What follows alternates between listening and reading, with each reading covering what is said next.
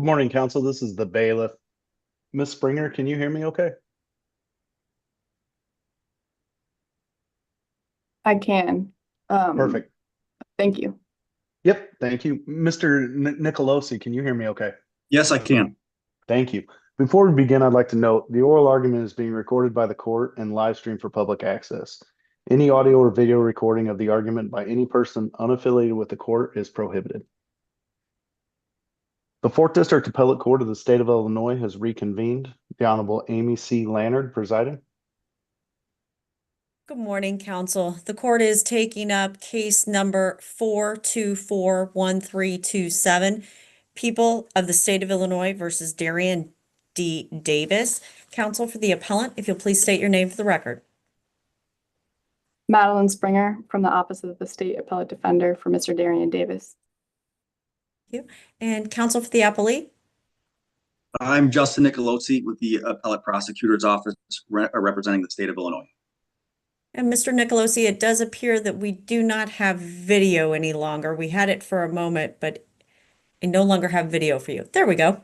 I was in the waiting room since about 10:15, and for the first half hour, I had video in the background and everything was fine. And then at about 10:45, I lost the video and I lost the background. I was pleasantly surprised when I got in the meeting here with the court and counsel that my video was there, but it seems to every couple minutes it seems to go out on its own. Okay. I apologize. We'll give I'm you gonna keep- time, and if at some point you cannot hear the proceedings, please just let me know. And with that, counsel for the appellant, your argument, please. Thank you. And may it please the court, counsel, again, my name is Madeline Springer and I represent the appellant, Mr. Darien Davis. Mr. Davis had a constitutional right to have the state prove every element of the crime beyond a reasonable doubt, to not be deprived of liberty under a statute that violates due process, to self-representation, and to a fair sentencing hearing by an impartial and disinterested tribunal. But he was denied every one of those rights at the proceedings below. Today, I'll be focusing on 4 of the 5 issues in the briefs, but I'm happy to answer any of the questions the court may have. I'd like to begin by first addressing the 2 issues that address aggravated street racing. For necessary background, the state provided jurors with only 2 of the 6 definitions of street racing provided under the statute. Therefore, this court should reverse outright if it agrees with both issues. First, the state did not prove Section C1 beyond a reasonable doubt. And second, that Section C3 is unconstitutional. Turning to the first issue, the state had insufficient evidence to prove Darien Davis guilty under Section C1 of the street racing statute, which defined street racing as the operation of 2 or more vehicles from a point side by side at accelerating speeds in a competitive attempt to outdistance each other. And the state must prove every ingredient of an offense beyond a reasonable doubt, and it may not shift the burden of proof to the defendant by presuming one ingredient upon proof of the others. But that's exactly what the state did here, using evidence that 2 cars were operating at a point side by side at accelerating speeds to prove the final element, that they were doing so in a competitive attempt to outdistance the other. But there was no evidence of a competitive attempt. Neither car ran a red light, neither car blew through a stop sign, neither car drove onto the shoulder to pass the other. In fact, the judge here described classic signs of a street race. 2 drivers glancing over at each other at a stoplight, someone revs their engine, but there wasn't even evidence of that here either. Nothing shows that Davis even noticed the white car, and body-worn camera shows Davis asking about the people in the Mitsubishi, not the white car. The state's evidence only shows that 2 cars are speeding on a street where cars commonly speed, and thus no reasonable juror could find Davis was competing with the unknown. Will cars commonly speed at 138 miles an hour? Cars commonly speed on that street. And again, when we look At 138 miles an hour? We don't know that, but we don't have any evidence that they were driving, but Mr. Davis even noticed the white car. And again, we can't use evidence that they're driving at accelerating speed side by side to presume that there is a competitive attempt. My question was just whether they commonly speed at 130 some miles an hour. That's not in the record. We don't know. We just know that they commonly speed. And that brings us then to the second issue, which is directly also related to aggravated street racing, which is the constitutionality of Section C3. Section C3 defines street racing so broadly that it violates due process in two unique ways. First, by imposing a criminal penalty for wholly innocent conduct, and second, by being impermissibly vague in all applications. Counsel, before you go into that particular argument, I just want to clarify a few things from the record. You're not challenging the jury instruction that was given at this time on appeal, correct? I am not. Okay. And so the jury instruction, in fact, included the definitions from C1 and C3, correct? Yes, Your Honor. And in essence, didn't the defendant acquiesce to the inclusion of both definitions in those jury instructions? Yes, Your Honor, and I'm not challenging that as an issue. And so since there is nothing, the jury did not render any verdict with regards to a particular subsection. Correct. So if the state meets its burden on C1, if there's sufficient evidence there, we don't know whether the jury found under C1 or C3. Is that correct? Yes, Your Honor. Thank you. I just wanted to clarify that. You may continue with your argument. So when we look at Section C3, again, it violates due process in two ways. First, because it imposes a criminal penalty for wholly innocent conduct, and second, by being impermissibly vague in all applications. So looking first to how it's overbroad. It punishes, again, wholly innocent conduct without requiring a culpable mental state, and it therefore is not a reasonable means of reducing the number of fatalities caused by street racing. And that's because the legislature's use of the phrase outgain or outdistance, and also the fact that Section C3 is the definition of racing, it sweeps in and punishes innocent conduct. And that's true regardless of however this court chooses to handle the mental state. And I want to address that. There's three different scenarios, three different ways in which this court can address the mental state. But first, it's easiest for me to then address those if I explain outgain and outdistance, and the fact that because the legislature wrote Section C3 as the definition of street racing, that it punishes innocent conduct. So the words outgain and outdistance, they're unambiguous. If we use the definitions of outgain and the definition of outdistance provided during briefing, then the statute becomes requires the state to prove that one or more car vehicles using an attempt to gain more than or go far ahead of, in parentheses, as in race, another vehicle. So by placing the word race before as in, which means for instance, such as, and inside of parentheses, the word race serves as just one instance of outdistance, meaning it's not limited to just racing. It includes racing, but it also includes innocent conduct.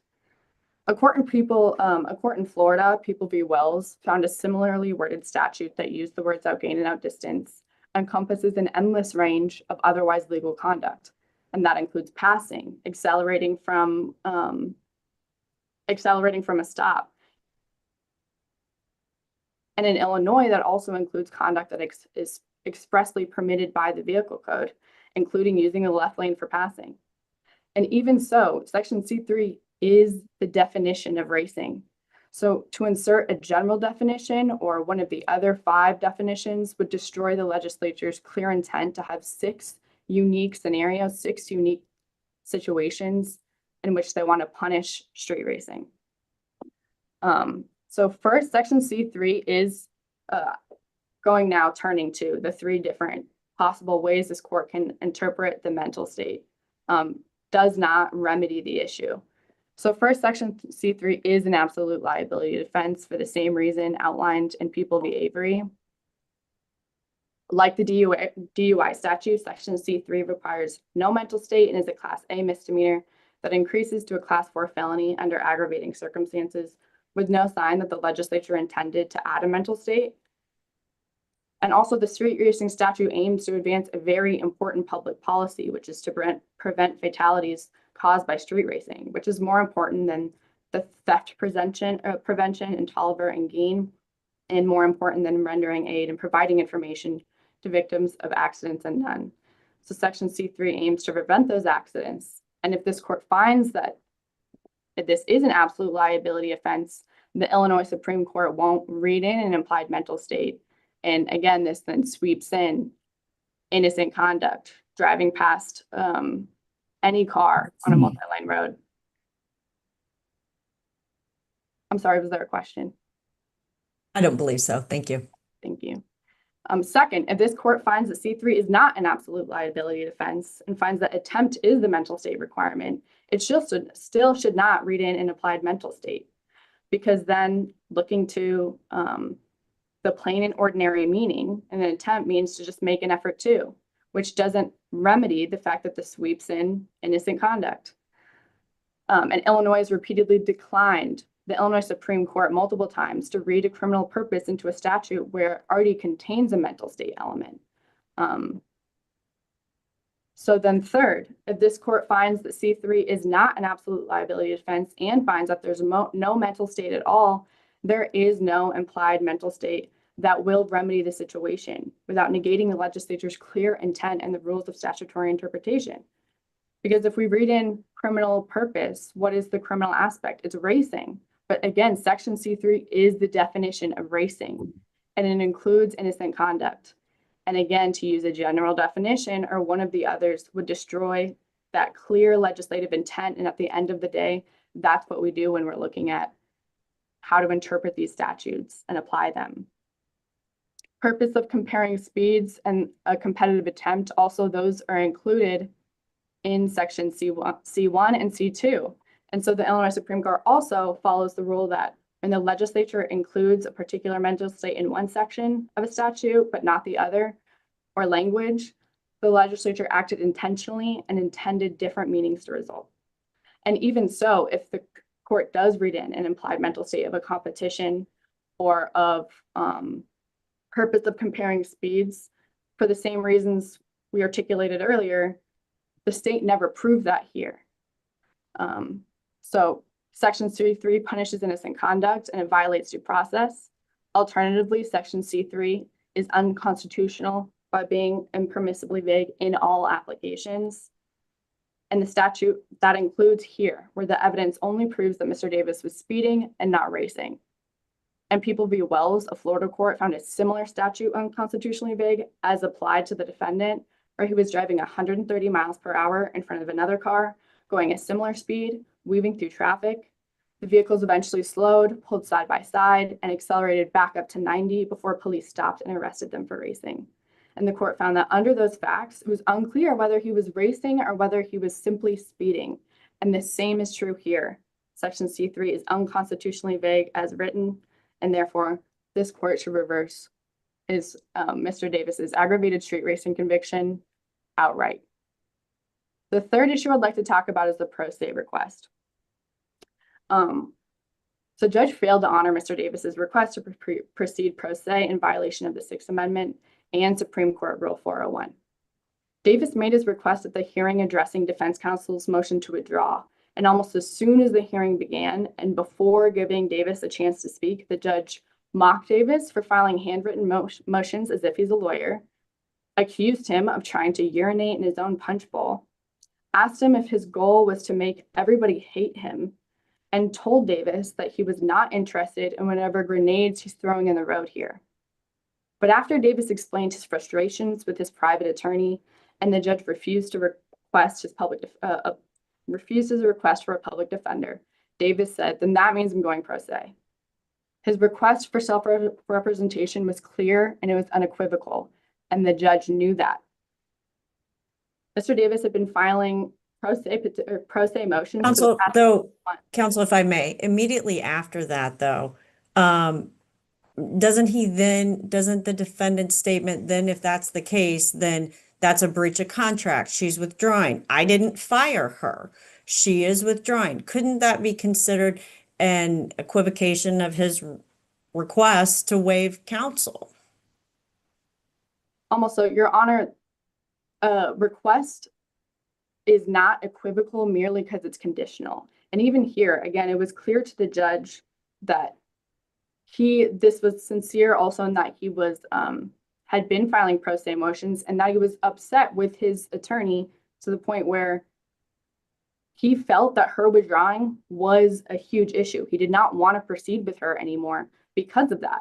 And also, he was asking for his $4,500 that he already paid her back. And the fact that he wanted that money back, it doesn't then mean that he doesn't want to go pro se.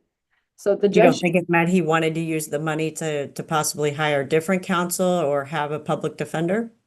well, in Williams v. Bartlett, one of the cases that the state cited, the Second Circuit noted that a conditional request is not unequivocal, even where it's being used as a threat to obtain private counsel.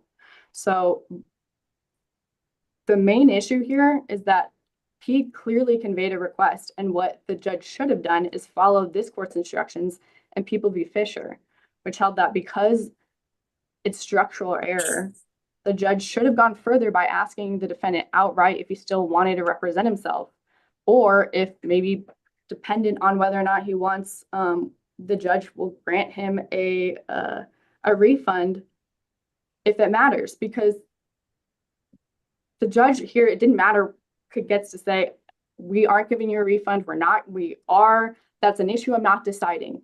And so you still, though, have a right to go pro se. Do you want to do that, regardless of if you ever get a refund? But the judge cut him off, didn't ask him any questions, didn't let him clarify. And it's very similar to the same thing that happened Did with he ever raise the request again? Well, independent of itself, this is the violation. And this happened a couple weeks Did he ago. did he ever make the request again? No, but he doesn't need to. If we look at Ferretta, he didn't raise it again. It's been U.S. Supreme Court precedents say that they don't need to. And this is really Even if they act similar. inconsistently? Even if they act inconsistently with that initial request?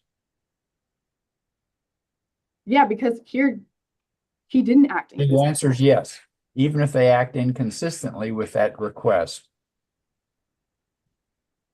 Yes, because Okay. here when we look,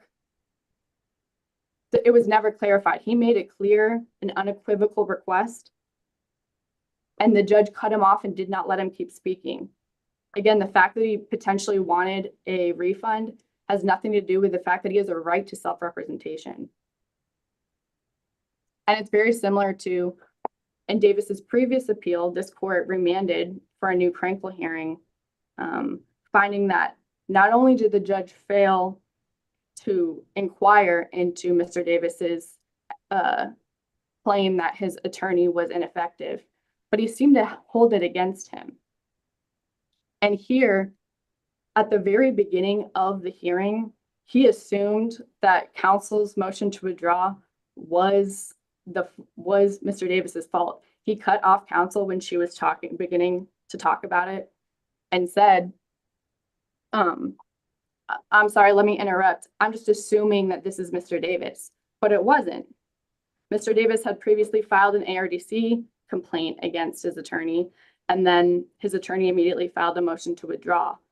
And at the next hearing, if we want to talk about subsequent content, Mr. Davis again said, I think it's a violation of my rights to have to go forward with her when she tried to withdraw. It's not fair. I'm not going to get a fair representation. And we actually see that if we turn to the sentencing issue, where his counsel fails to file a motion to reconsider, claiming specifically that Mr. Davis wants to go straight to appeal. But in this motion where at this court date where he makes the pro se request, he makes clear that one of his biggest fears with going on forward with current counsel is that she might waive meritorious issues that won't then be able to be considered on appeal. And when she chose not to file a motion to reconsider, strictly because Davis said he wants to go straight forward with the appeal, she forfeited any potential issues on for sentencing. And she is the attorney. She's the one with the legal knowledge. And whether or not to file a motion for new trial is not an issue that a defendant gets to decide. It's her. So again, the fact he's made an unequivocal, clear request. He had been filing pro se motions. He was ready to put on his own defense. The judge never did what this court instructed in Fisher, and therefore, considering the facts and circumstances known to the judge, his refusal to engage with Davis's unmistakable pro se request amounts to plain error and violation of Davis's Sixth Amendment right to representation, a right that's as basic as fundamental as the right to representation by counsel itself. Turning finally to the sentencing issue, I would like to highlight that Judge Lyons committed 3 separate and distinct errors at sentencing. Alone, each error rendered Davis's sentencing hearing unfair, and alone, each error demands a new sentencing. And all of the errors, though, also relate and emphasize each other. For example, So for clarity, counsel, you're making an argument also that the cumulative effect of those errors, alleged errors, should be considered. yes, Your Honor, correct. And then on the sentencing, because of the limited time, the court's statement about the Martin case, I just want to confirm, only occurred after the defendant raised the issue of Martin multiple times throughout the pendency of the case, correct? Correct. Okay. I see that my Counsel, time I is up. believe that does conclude your time. You'll have time in rebuttal. Thank you. Counsel for Appellee, your argument, please. Morning, Your Honors. Again, my name is Justin Nicolosi. I represent the state of Illinois in this matter. The state overall submits that this court should affirm the defendant's convictions and sentences in this case. As Justice Lannert alluded to when questioning Ms. Springer, the jury was given 2 different definitions of street racing, and as defendant in her brief concedes, the defendant needs to succeed on both issues 1 and issue 2 to ultimately obtain relief from this court. And if the defendant can't establish that he was not proven beyond guilty of aggravated street racing beyond a reasonable doubt under C1, then he cannot succeed in this appeal. And the state submits that, of course, if this court can decide an issue without addressing a constitutional topic that was presented, it should do so. And of course, I am not conceding anything on issue 1, the constitutionality of C3. I will get to that in a minute. But the state strongly submits that any rational jury would have found the defendant guilty of aggravated street racing based on C1. The evidence is clear here that the facts pertain to C1 much more than they do to C3. In all honesty, I don't even know why C3 was submitted in this case as an instruction, because clearly I think that the strongest piece of evidence against the defendant in this case was the Hewitt office video. We've all seen the video. We see 3 cars, as I believe Mr. Hewitt goes out to his car about 11 o'clock at night. We see 3 cars drive past him, at certain speeds. And then short time later, we see the 2 cars, the dark car and the light car, driving at a much higher rate of speed than the 3 cars that preceded them. And of course, we see the other videos and the audio and the aftermath of this. But state submits that based on the Hewitt office video alone, any rational jury would have concluded that these cars were in a competitive attempt to outgain or outdistance each other to C1. There's just no other reasonable conclusion that one can draw. The defendant tries to argue that it's just coincidence and it just happened to be driving at a outrageous speed up to over 130 miles an hour. Just coincidentally, the jury doesn't have to leave their common sense at the door. In fact, they're instructed not to do that. None of us have to do that either. There's only one conclusion that the state submits that this court can reach, and that any rational jury can find guilty of C1. Based on that, state submits that this court should throw out issue 1 because it's essentially moot, as I argued in my brief, because there's enough here on C1. If this court reaches the issue presented in issue 1 regarding C3 and its constitutionality, the state submits that the court should find that the statute, the subsection, does not violate due process. As I argued in my brief, the comments to 4-9 talk about how a mental state is not expressly listed at the court's required to read into that if certain circumstances are met. It talks about whether it's a misdemeanor and if there's a punishment of less than $500 fine, and also whether or not the legislature expressly indicates that this is supposed to be an absolute liability offense. All those boxes are checked in this case. It's clearly a significant offense, even the simple violation of street racing itself is a Class A misdemeanor with what, as I quote in my brief, substantial penalties for that. So state submits all those factors exist here to lead to the conclusion that the legislature did not mean for this to be an absolute liability offense. State submits that this court should read into that statute the implied element of intent, and I think, again, as I argued previously, the evidence in this case establishes intent. I think regarding the constitutionality, we're talking about over breadth and vagueness. The state submits with considering the implied element of intent into the statute takes care of both of those questions that the defendant raises. Again, we're also in the street racing statute in general, and this court cannot ignore that fact. So the state, again, I argued all this in my brief, and the state submits that regarding issue 1 and 2, this court could find in the state's favor that conviction for aggravated street racing should be affirmed. Moving on to issue 3, whether or not he made a clear and unambiguous demand to go to represent himself, the state submits that the court properly denied any such request.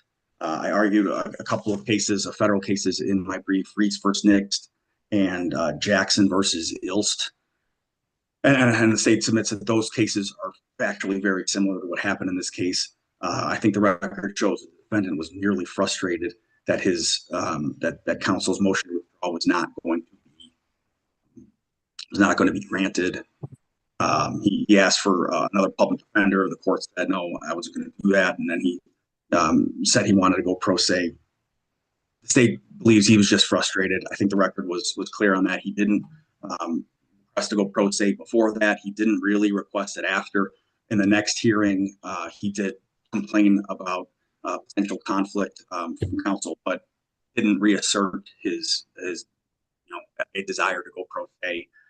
He essentially acquiesced in moving forward with Patton at trial. And I guess, counsel, though, if you can specifically address some of the cases that the appellant cites, though, because the specific language that he used was that he would go pro se then. And so why, just using the words alone, should this court not consider that an unequivocal request? Your Honor, I'm going to focus on the cases that I cited more so than Reese versus Nix and Jackson versus where the same thing happened. The defendant, based on the words that were used, wanted to go pro se. The courts in those cases it basically explained it's more than just the language used. Again, excuse me, counsel. Yes. Justice Liner just asked you a specific question to address specific cases. Now, you either should say, I'm not in position to do that, or I don't remember them, but to say that you're just going to go ahead and consider your cases, she is way more polite than I am. But if I asked you to address specific cases, I expect you to either respond that you can't or unable to, but not simply that you won't. I'm sorry, Your Maybe Honor. you Yeah, want to, maybe I you'd like to meant, of course, clarify that. no disrespect to the court or the questions. I am not well versed in the cases at this point that defense counsel has cited. I'm certainly more comfortable in explaining why I believe this case is more similar to my cases that I cite in my brief than distinguishing counsels. I've always been under the impression that every case can be distinguished or compared favorably to, to do that all day. I just simply desire to focus on the cases that I cite and why I believe this case falls perfectly in line. Your desire isn't relevant at this point. I understand. So I guess, Justice Lander, I apologize. To answer your question, I cannot right now, as I have not re-reviewed those cases in preparation for this argument. There you go. That's a reasonable response. I apologize to the court. I certainly meant no disrespect or flippance or anything of that regard. Thank you. So that's where I stand on this particular issue. I just believe this facts of this case are in line with the cases that I cited, and that based on the fact that I think reading the transcript clearly shows that the defendant was just merely frustrated that he didn't get his particular wish for counsel to get her wish at that point. That's why he said he wanted to go pro se, and that is not uncommon.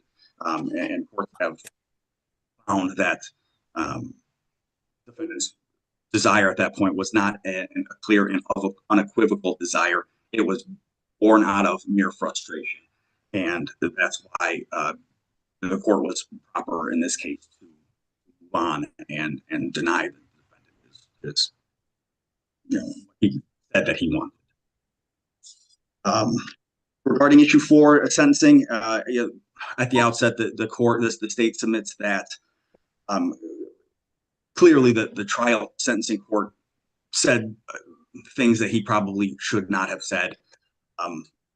But of course, People versus Martin, as Justice Lander had stated, that was not an improper comment. The defendant was the one who broached that particular topic. And regarding things about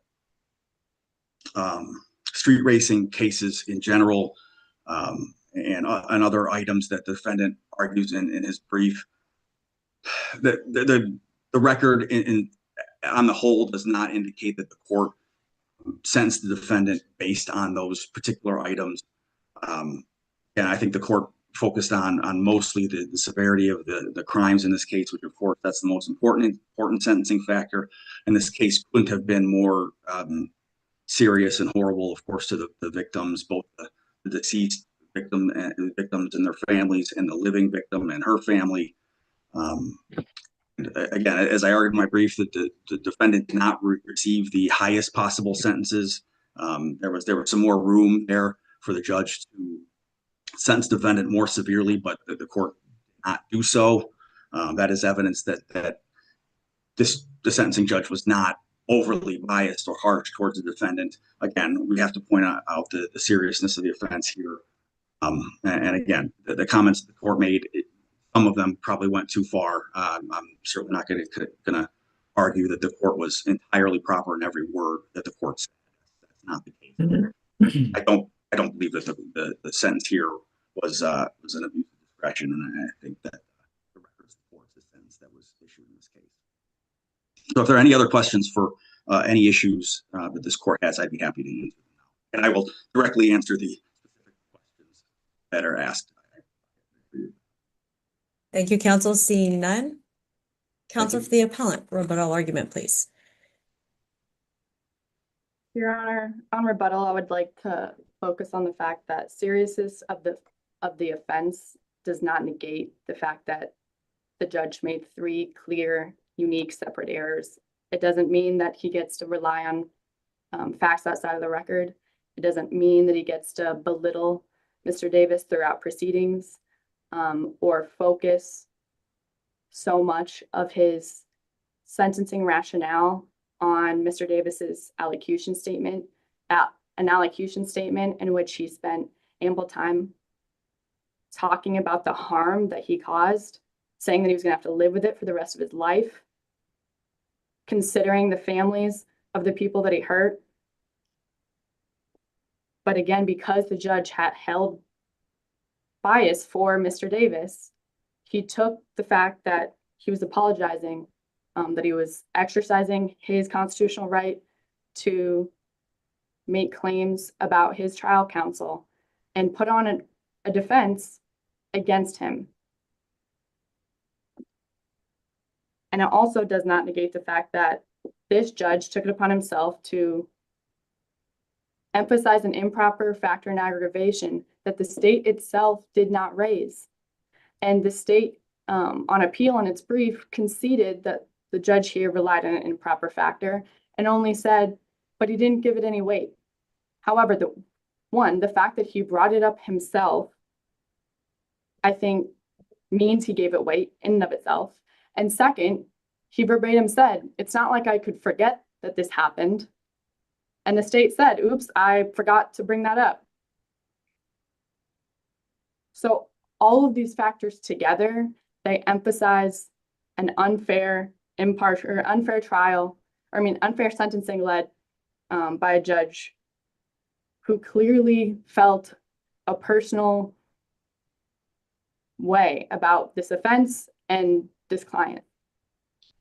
The errors also, again, related to each other. The fact that this judge brought up aggravation that the state forgot emphasizes this bias. The fact that the state began his rationale for sentencing by passionately describing his time as a prosecutor emphasizes the fact that it rendered the sentencing unfair. It made a judge who is supposed to be, above all else, an impartial arbitrator, made him look like he was working with the state against Mr. Davis. And for those reasons, unless the court has any questions, we respectfully ask that this court grant the relief requested in the briefs. Thank you so much. Thank counsel for their arguments today. The court will take the matter under advisement and the court stands in recess.